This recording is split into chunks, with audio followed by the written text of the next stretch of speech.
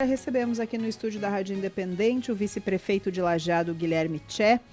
Falar a respeito, claro, né, a gente não pode deixar de falar das enchentes, daqui agora recentemente, né, não chegou a alcançar a medição, e ainda bem, né, dos 19 metros, que é a cota de inundação, não chegou a passar disso, mas ainda assim os protocolos foram tomados, e claro, outros assuntos também para tratar com o Guilherme Tchê, a questão da ponte de ferro, buracos na 386 também na cidade, enfim.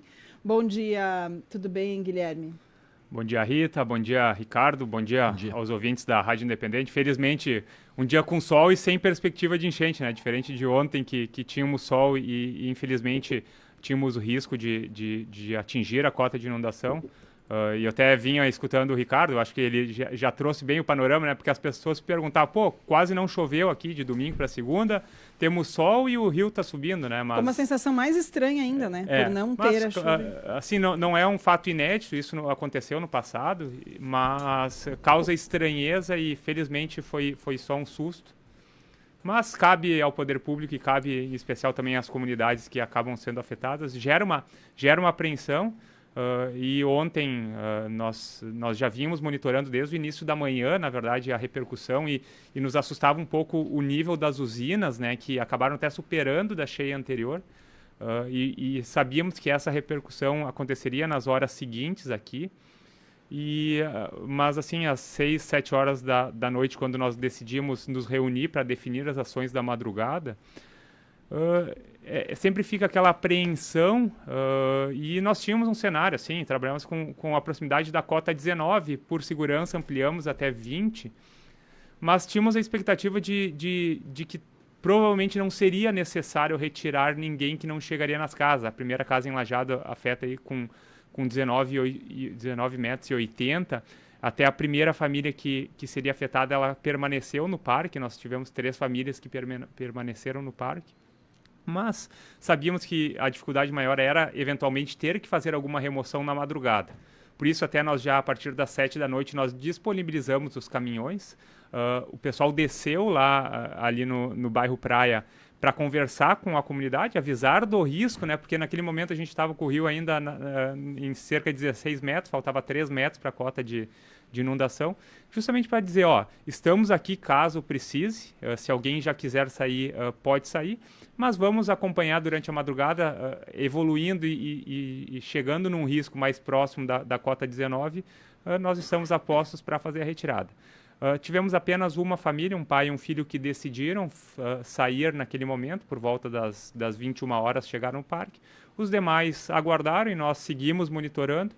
E ali pela meia-noite, né, com a estabilidade, primeiro em Santa Teresa às 18 horas, 19 horas, depois Mussum na sequência, aí 21 horas, e Encantado às 23 horas, a gente já conseguia ter um panorama um pouco mais claro que, felizmente, não ultrapassaríamos os 19 metros. Mas mesmo assim, né, a gente segue monitorando até que pare de subir e comece a descer. É importante monitorar e eu gostaria até aqui de reforçar, ontem a Independente entrou num plantão também, a gente sabe que é sempre desgastante, né? Um momento de tensão, sempre um momento, às vezes foge da rotina. E agradecer à Rádio Independente que fez o plantão justamente para auxiliar na informação da comunidade, porque infelizmente, né, nós vemos muitas notícias falsas e gerando pânico circulando. Ontem vi alertas de cota de 23, não existia a mínima possibilidade disso.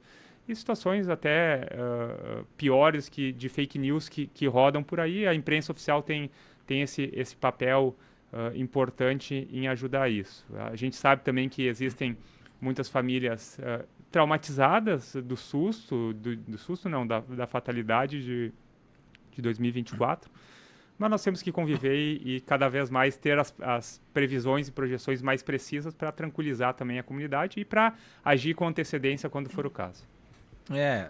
Guilherme Tchê, a gente, quando começava o trabalho ontem à noite, a gente falava, é muito mais para tranquilizar, para informar a população, porque de noite fica um pouco mais difícil ainda, parece que fica um pouco mais de nervosismo por parte das pessoas, mesmo sabendo que se desse uma enchente seria de pequeno porte, ainda menor do que foi a outra. Tem esse lado positivo, né? aconteceu uma enchente pequena e a outra que bateu na trave não se tornou não entra para a estatística, por exemplo, como uma enchente, não chegou a transbordar, não fechou nenhuma rua aqui em Lajeado. Nós tínhamos 2 famílias que estavam no Parque do Imigrante, o Joel até foi até a casa, a segunda que seria atingida pela enchente, caso tivesse uma nova enchente lá na Francisco Oscar Carnal, em Lajeado. Eles tinham voltado no domingo para casa. E foi por opção deles até, né? Foi falado que, olha, a prefeitura disse para permanecer, mas a família quis voltar. E aí ontem acabou retornando para o parque, então são 3 famílias que estão ali. Qual a orientação para essas famílias, visto que a gente tem uma sinalização, não é nada certo ainda, mas uma sinalização de uma chuva expressiva para o final de semana para as nossas cabeceiras, vice-prefeito? Bom, nós temos agora 2 a 3 dias de sol, volta a chover na quinta-feira, a princípio uma chuva mais isolada, e existe, né, os modelos meteorológicos aí, os mais utilizados, os 3 mais utilizados, indicam uma possibilidade de chuva mais volumosa para o fim de semana. Mas previsão é previsão, né? É cedo ainda para ter alguma certeza, e a gente até comentava antes aqui, fora do ar, que às vezes as previsões para 24 horas estão apresentando um erro até considerável. Então, imagina 5, 6 dias para frente. Resta, nesse momento, a gente fazer o acompanhamento. Praticamente, nós chegamos a ter 102 famílias no parque, quase todas retornaram. Porque, assim, ainda mais com os dias frios, o parque é um local temporário, a gente fornece alimentação, fornece, na medida do possível, a infraestrutura adequada, mas nada como o conforto do lar. Então, as famílias acabaram retornando no domingo. Não existia essa perspectiva da chuva de domingo para segunda, não neste volume nas cabeceiras. E agora a orientação para os próximos dias não vamos sofrer por antecipação, vamos monitorar. A Defesa Civil de Lajeado monitora, a Defesa Civil do Estado monitora, temos o próprio Serviço Geológico do Brasil, um órgão ligado ao governo federal, que faz esse acompanhamento. Então, no momento, vamos acompanhar. Se houver algum risco, voltaremos a entrar em ação, comunicar de forma transparente. Isso é fundamental, não criar pânico quando não é necessário, mas sim, quando tivermos algum risco, alertar da forma devida. E aí sim, botar a estrutura, se for necessário, a estrutura de retirada de famílias e do próprio Parque do Imigrante para alojamento temporário à disposição. Então, eu costumo dizer, né? Lajeado convive com enchentes, sempre conviveu com enchentes. Não convivemos com enchentes como a de setembro de 2023 e maio de 2024, mas cheias, como a de semana passada de 23 metros, elas aconteciam historicamente a cada 2 anos e meio, na média. E sabemos que teremos outros eventos. Se vai ser no próximo fim de semana, eu espero e acredito que não, e vamos, no momento, trabalhar com isso. Mas se vier uma chuva, nós estamos preparados para enfrentar e para acolher da melhor forma possível essas famílias que ainda residem, né, nessa área. Isso é uma coisa que também nos questionam bastante. E Lajeado, historicamente, já fez muitos movimentos para tirar dessas áreas, alguns com sucesso. Para quem se lembra, no passado nós tínhamos ocupação até abaixo da cota 20, bastante gente. E os parques públicos que foram criados, como o Parque dos DIC, eles auxiliaram. Muita gente questiona, né? Por que construir parques em áreas alagáveis? É justamente para ocupar, para fazer a retirada dessas famílias para outras cotas mais acima e ocupar esse espaço para evitar ocupações irregulares. Então, os parques em zonas alagáveis, eles têm essa importância de fazer a ocupação do espaço urbano, evitando ocupações irregulares. E sim, temos que trabalhar no futuro agora com as moradias do governo que estão sendo construídas, seja com recursos do governo federal, estadual. Uma parte dessas famílias também sairá de zona de risco, mas temos que fazer um trabalho também de longo prazo para, quem sabe, em 10 anos aí não termos famílias abaixo da cota 22, 23, isso nos daria uma segurança muito maior e a capacidade de lidar com esses eventos de pequeno e médio porte de forma mais tranquila, né? E sim, teríamos famílias afetadas em enchentes maiores, mas também dá um tempo de reação maior neste caso. É possível que isso aconteça, essas famílias, elas talvez algumas não queiram sair, ou como é que funciona essa negociação também, porque muitas querem, né? E é necessário, até por segurança de todos, mas as que não querem, por exemplo, existe algo que se possa fazer, o que nós conversa? Observamos nessa cheia, até muitas das 102 famílias que estavam aqui, muitas estavam morando há pouco tempo no local. Então, o que a gente observa? Muitas famílias saíram da zona de risco, de alagamento, e outras acabaram ocupando, porque é um espaço próximo do centro, próximo de grandes empresas que contratam a mão de obra desse setor. Então, nós temos uma dificuldade histórica de fazer, vamos dizer, retirar todas as famílias dali. Mas temos que transformar essa dificuldade em algo prático, e isso agora a gente está identificando, na verdade, porque a região ali mudou muito desde 2023 e em especial em 2024. Então, a ocupação já mudou, já tem muitas casas que não estão ocupadas. Então, nós estamos mapeando exatamente agora essas residências atingidas, que ainda estão ocupadas, para conseguir fazer um trabalho casa a casa, quarteirão a quarteirão, tentando cada vez ter menos pessoas nesse local. Mas, de novo, não é uma solução fácil e não é uma solução que se constrói só com o poder público impondo a sua vontade. Tem a questão da vontade das famílias. Muitas pessoas acabaram até no passado sendo contempladas com programas habitacionais em outros bairros, mas voltaram, preferiram ficar ali pela localização geográfica mesmo. Guilherme Tchê, vice-prefeito de Lajeado. Falar de buracos agora. Antes de falar da BR-386, falar primeiro do tema de casa, e eu quero até fazer um elogio aqui, já falei em outros momentos. É sempre muito atencioso o secretário Fabiano Bergman, no Medonho, da Secretaria de Obras. Chegam demandas aqui, a gente passa para o Medonho, é questão de, muitas vezes, no mesmo turno, ou seja, chega de manhã, ainda de manhã ele resolve com a sua equipe, ou no mais tardar, chega de manhã, de tarde está resolvido, ou chega de tarde, no outro dia, de manhã está resolvido, de buracos na cidade. A gente sabe que acaba dando mais buracos nas rodovias, mas dentro da cidade também. Como é que vocês estão lidando com isso, né? Se ainda tem buracos para serem tapados agora, a Prefeitura de Lajeado, em relação a essa demanda depois de toda essa chuvarada? Então, ontem, segunda-feira, depois da cheia da semana passada e do episódio de chuva considerável, né, que acaba avariando de forma mais profunda o asfalto, a prefeita Glaucia e eu, nós conversamos ontem pela manhã, e a prefeita já pediu uma atenção especial da Secretaria de Obras e do secretário Fabiano, justamente em operações tapa-buraco, seja operações emergenciais, que é aquela feita com asfalto frio para tampar, fechar temporariamente o buraco, né? Infelizmente o asfalto frio ele é de fato uma solução provisória, porque muitas vezes esse buraco fechado numa chuva mais forte ele acaba abrindo. Seja ações para fechamento de buracos de forma permanente, aí sim com a fresagem, com o recorte do buraco e o fechamento com asfalto usinado, que é a solução ideal. Então, desde ontem de manhã, a Secretaria de Obras vem trabalhando, mas sim, sabemos que temos vários problemas no município.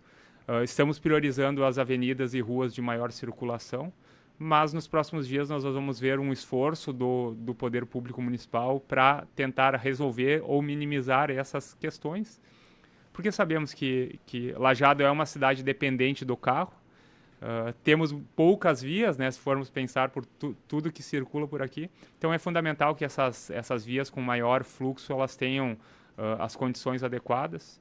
E é o desafio, historicamente, no período de inverno, período mais chuvoso, o problema dos buracos ressurge, né? Em janeiro, fevereiro, muitas vezes a gente tem alguns problemas como a questão de roçada, de limpeza, e no inverno os problemas normalmente são os buracos. E, paralelo a isso, nós temos que pensar em soluções de médio prazo, que é o recapeamento de vias que daqui a pouco já estão com o asfalto, com a sua vida útil no limite. Então, são diversas ações aí que a gente precisa estar atento e tomar. Alguma ação também em relação a alagamentos, por exemplo, valão, né, que as pessoas sempre nos enviam pedidos para que haja algum tipo de solução. A gente também acompanha diretamente, né, quando os casos acontecem, especialmente quando chove bastante em pouco tempo. Sim, temos o projeto sendo finalizado do valão, vai ser feita uma nova galeria ao lado, com ampliação da galeria atual, que vai resolver esse problema dos alagamentos que estamos tendo ali, em especial na Alberto Torres, em dias de mais chuva. Esse projeto, falta alguns ajustes para ser enviado. Nós temos o recurso do governo federal para execução, para daí sim ele ser aprovado pelo governo federal e licitado em definitivo. Mas não é uma obra simples, porque a galeria ali ela foi construída aos poucos, então ela vai necessitar também de um reforço estrutural. Mas é uma obra que está para iniciar, provavelmente ainda este ano, E, claro, a conclusão vai ser uma obra que vai trazer pontualmente alguns transtornos, né, porque nós vamos ter que abrir todo um lado da Décio Martins Costa, mas é uma obra que vai resolver, em definitivo, esse problema pontual. Temos outros problemas de drenagem urbana, né? Quanto mais a cidade cresce, se desenvolve, acaba gerando alguns pontos de alagamento. Estamos trabalhando nisso, né? Nós tínhamos um problema embaixo do viaduto da Pasqualini, mais em decorrência de obras da CCR que modificaram alguma coisa ali. Foi resolvido, felizmente, era um problema até, de certa forma, grave, mas com uma obra simples de criação de novos bueiros ali a gente conseguiu resolver. Moinhos também tem um problema, né? Moinhos nós temos na 7 de setembro, nós tínhamos ali, na verdade, um problema histórico, eu me recordo, anteriormente a 2017 até. Ele tinha sido parcialmente resolvido, não tínhamos mais tido alagamento até 2024, salvo engano, e nas últimas chuvas tivemos novamente problema. Então é algo que nós precisamos intervir. Ali, para quem conhece um pouquinho, vem lá de cima da Castelo Branco o Arroio Encantado, é o arroio que passa ao lado ali do Lago dos Jique também. Então é um fluxo de água considerável que acaba passando por baixo ali, e a gente precisa daqui a pouco fazer mais alguma intervenção para voltar a ter uma situação sem alagamentos. BR-386, tivemos buracos também ali, inclusive grandes problemas, congestionamentos, demorou para a ação ser feita, né? No meio feriado não foi feito, depois demorou, foi feito de um jeito paliativo, ontem teve tranqueira. E aproveitando, tem também uma ação aí, não sei se o vice-prefeito tem conhecimento do Fórum das Entidades também pedindo sobre a ponte do Rio Taquari também, encaminhando ofício para a Prefeitura, para a Câmara de Vereadores, para a NTT, pedindo alargamento dessa pista, porque não teria um acostamento para, em caso de pane de algum veículo, não sei se está em desacordo com aquilo que estava projetado no edital. Bom, sobre os buracos, tanto na CCR como na EGR também tivemos problemas na RS, realmente a situação estava caótica em alguns pontos e é uma pena que tenha que chegar nesse ponto, praticamente intransitável em alguns pontos, gerando acidentes, congestionamento, danos materiais, mas felizmente parece que as duas concessionárias estão tomando as devidas medidas para resolver. Sobre o ofício do Fórum das Entidades, nós também recebemos, na verdade, informando que o Fórum enviou a NTT e o município, a princípio, também vai reforçar o pedido da NTT de informações e esclarecimentos, né? Trouxeram alguns elementos técnicos, mas cabe à NTT esclarecer se a obra, de fato, a NTT que faz a fiscalização, que tem essa atribuição, se de fato existe algo incorreto nessa obra. E para fecharmos, ponte ao lado da Ponte de Ferro. O documento foi encaminhado aí para o Volney Wolff, secretário nacional da Defesa Civil, para o deputado Pimenta também na última sexta-feira, e o orçamento que era de 6 milhões no início, passou para 10, foi para 13 da ponte, agora com as cabeceiras chega a 25 milhões, Guilherme Tchê. Então, na verdade, o orçamento inicial era para refazer parte da Ponte de Ferro, que acabou sendo feito em junho, em uma parceria com a iniciativa privada. Então, se readaptou esse projeto, daí sim tem que se incrementar as cabeceiras. Muitos nos questionam por que a ponte ali, nós já tentamos alterar o local da ponte, infelizmente o governo federal não tem a possibilidade de flexibilizar. Entre ter uma ponte, mais uma ponte ou não, nós optamos por manter a ponte ali, até porque a Ponte de Ferro, a gente sabe, é uma ponte de quase 100 anos que tem também a sua vida útil limitada. Então, estamos no aguardo da análise da Defesa Civil Nacional para ver se amplia esse valor, porque sem ampliação do valor, infelizmente, é inviável a construção, porque, em especial, lá de Arroio do Meio, as cabeceiras vão exigir um investimento considerável de 8 milhões de reais. Ricardo e Rita, só para encerrar, né, e eu não esquecer, nós estamos aí uma onda de frio muito, muito grande e muitas pessoas nos perguntam, e os moradores de rua? Reforço aqui, o município de Lajeado possui um protocolo de atendimento, de acolhimento dessas pessoas junto ao Abrigo São Chico. Então eu deixo aqui, se alguém avistar algum morador de rua, pode acionar o telefone 51 99 209 3115, de novo, 99 209 3115 é o telefone do acolhimento que vai fazer a abordagem e convidar esse morador de rua a ir ao abrigo, um local seguro e acolhedor nesses momentos. É claro que existem uma série de regras e o que as pessoas precisam entender, muitas vezes o abrigo faz a abordagem do morador de rua e ele, por opção dele, prefere ficar na rua. Não podemos forçar que o morador vá para o abrigo, mas temos que ofertar isso e, felizmente, o município de Lajeado tem essa opção, em especial nesse período que a gente sabe vem mais, ao menos 24 ou 48 horas de muito frio, e esperamos que mais adiante não tenhamos a chuva, né? Tá certo. Obrigada, Guilherme Tché, vice-prefeito de Lajeado.